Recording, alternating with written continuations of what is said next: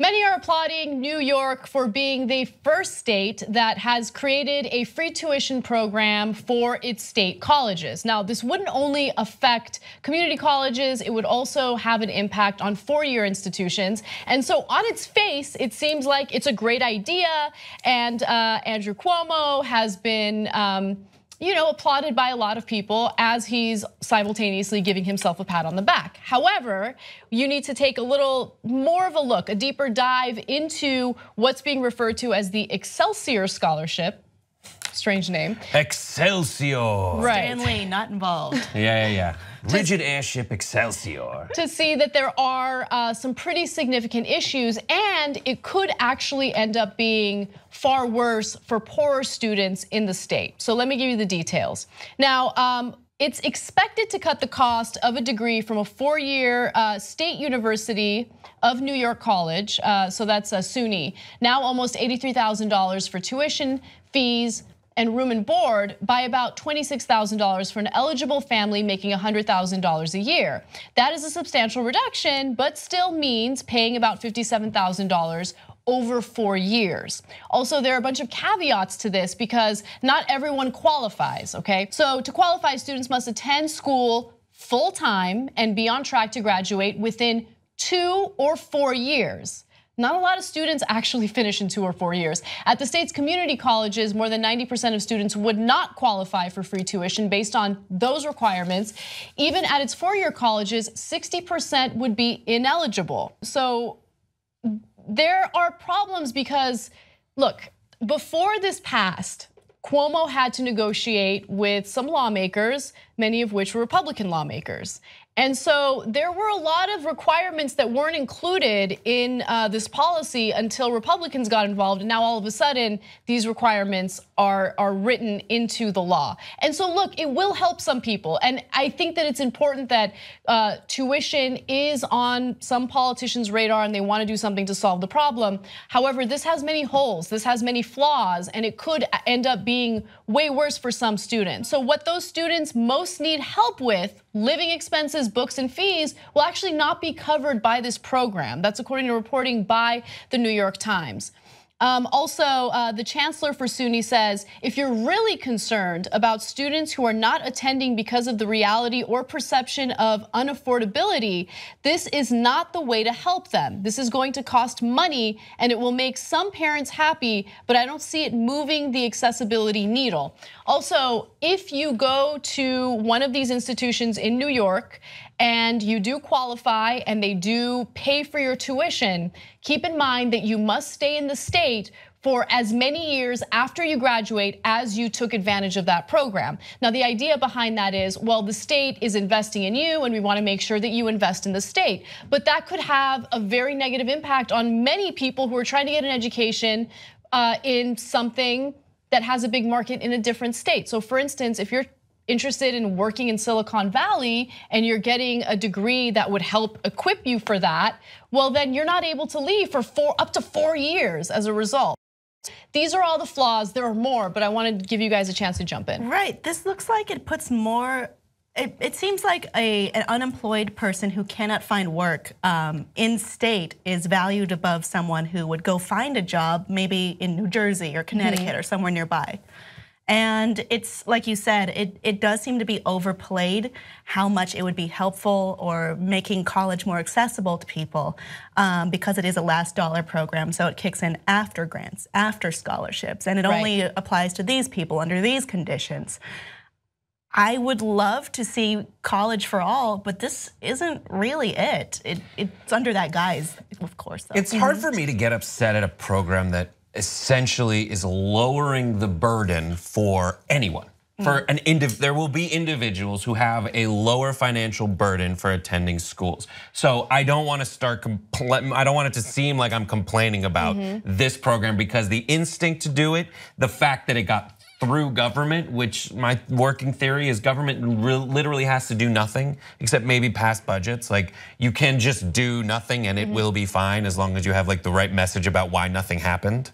But in this situation, we do have a law passed, and I understand fully. Like, on one hand, I want to say there's worse states to be stuck in for 4 years than New York, but there are cheaper states to be stuck in than New York. So in order for you to live in the kind of place, you could be giving up a higher paying job out of state. Yeah. But I do understand, like, things I want this to start addressing that isn't addressed is why the cost of education is so high in the first place. Yes, absolutely, right? So Band-Aids for a huge problem is not the right way to go about this. And look, I get what you're coming at, and I know that I will appear to be, whiny and complaining about a really big problem that there's only a small solution for, but I don't care because I'm tired of settling. I'm tired of my taxpayer money going toward private contractors and weapons manufacturers for wars, as opposed to helping create opportunities for our people, right? So I want free tuition at public institutions, period, okay? I don't want all of these ridiculous caveats, like you need to stay in the state, your family needs to make $125,000 or less. Guess what? This is New York, okay? Most people, a lot of people, probably make a little more than that because that's what you need to survive in New York. And even so, this assumption that if your parents are making a certain amount of money, well, then they're gonna help you with your tuition. That's not necessarily true. There are a lot of parents that have no interest in helping their kids pay for college. And so a lot of kids are out there on their own trying to make ends meet, which is why they have to work. And so if you're saying that one of the standards or one of the qualifications is that you have to take a full-time, load of classes or else you don't qualify, well then what happens to the poor students who are socioeconomically disadvantaged and they have to work just to put food on the table and to take care of themselves? Right, because you're not paying for their cost of living. You aren't paying for their school supplies or what those 3 things that you listed. And so they are going to have to find a way to make those ends meet, which will involve working. Now, I understand that there is a level of work that needs to be done. I just think that another limitation on the state of New York is this is a state program. The solution does seem like it makes more sense on a federal level. They're only doing it, like she said, like a Band-Aid, because there's no way this is going to happen on the federal level. So the impetus now is on states. And I do want to point out some states do have a similar 2-year program to this, like Tennessee, that don't have the you have to stay here rule tacked onto it.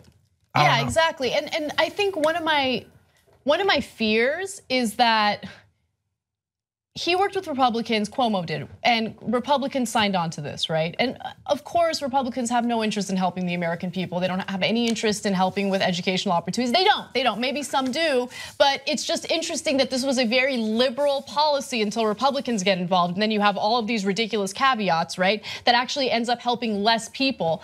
But they want this to be the model on a national level. And I don't want anyone to be fooled into thinking, oh, this is good enough, we should settle for it. No, this is not good enough, not even close, okay? It still shifts a lot of the economic burden onto the students, okay? And that shouldn't be the case when we have state institutions that our taxpayer money goes toward. I want my taxpayer money to fully fund these schools to the point where students don't have to worry about that tuition. And I also want to address the fact that tuition is ridiculously high right now because colleges continuously compete with one another to build nicer buildings and attract more students, right? That's one of the biggest problems that no one talks about, right? It's this constant circle jerk talking about like, oh my God, we have the best facilities, we have the best this, we have the best that, and they're constantly building, right? So they can get on that stupid US News and World Report ranking thing. Get over the ranking, okay? Are you providing a quality education? I don't care about your buildings. As long as they're not falling apart and as long as they're not dilapidated, I don't care. I just want affordable opportunities for people so they can get a higher education.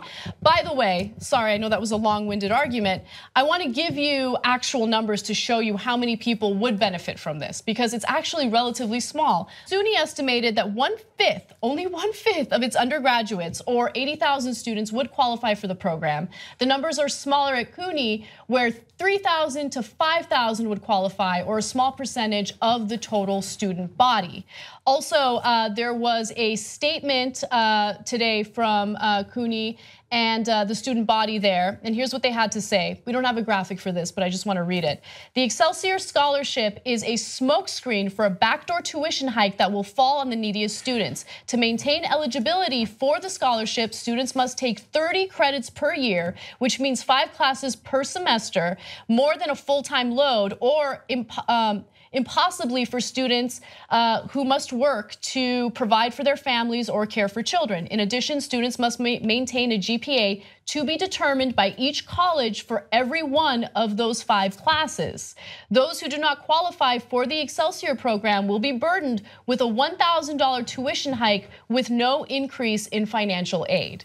And they could just kind of raise tuition anyway, because the idea being like, you start, you operated at a certain level with a certain price before this happened. There is a subsidy that comes in. Now you can just raise the tuition by that subsidy. And you already were at kind of an equilibrium anyway. Now you've just injected more money into the system that you can pocket and build buildings with. But we just talked to Jason Rubin about the state of the buildings at CUNY, or I forget. He said CUNY. CUNY. And he says they're not that great. They're not that great. The buildings aren't that great. They're good schools. Yeah, and look, here's the thing. State institutions usually, like, they don't have the resources to play that game, right? But oftentimes when we talk about tuition hikes, a lot of it has to do with schools getting underfunded, right? Which is a huge problem, especially during the recession. That's like the first thing that politicians want to cut funding for, schools. And then you couple that with some of the other schools wanting to compete with one another, so they do spend a lot of money updating their facilities when they don't even necessarily need to be updated. So that's another problem. But look, this is a very complex issue that they keep trying to find very small solutions to. And it's not enough. It's just not enough. And I don't want people to be forced to take a full-time load, because a lot of people do have to work. I don't want people to be forced or confined to a specific location for their jobs. Think about the ramifications on your career path if you're forced to stay in one place for 4 years. So yeah, I would, if I'm being cynical, you say it's not enough, it's Passover, Dayenu, it would have been enough. I would like to be positive about this anyway, but if I'm cynical, I'm saying they don't end up training students for jobs that exist in New York, because they do want that money, they don't want to give it away. So ideally the incentives line up where we know that we want to educate people here in New York, and we want to give them jobs in New York so that they pay taxes in New York, so they repay to us the investment we've made in them by lifting the overall educated job market in New York. What hopefully doesn't happen is they say, come here, it's free tuition, more people will stay in New York to go to school. If I'm cynical, I say they don't give them the training for the kind of jobs that exist there, so that you have to go out of state. Now you're on the hook for $48,000. You know, sorry to interrupt you. Just one quick response to the whole thing about revenue for the state. If you're so concerned about revenue for the state, maybe we should focus on the wealthiest people living in your state who get away with paying very little in taxes because of all these loopholes, right? There's a lot of wealth in New York. Going after, the neediest individuals with regressive taxes is not the way to do it. Podcast The Young Turks anytime you want. TYTnetwork.com/join. I think it's weird. No, it's not weird. In fact, you'll think, I'm like a smart person. Do it now, TYTnetwork.com/join.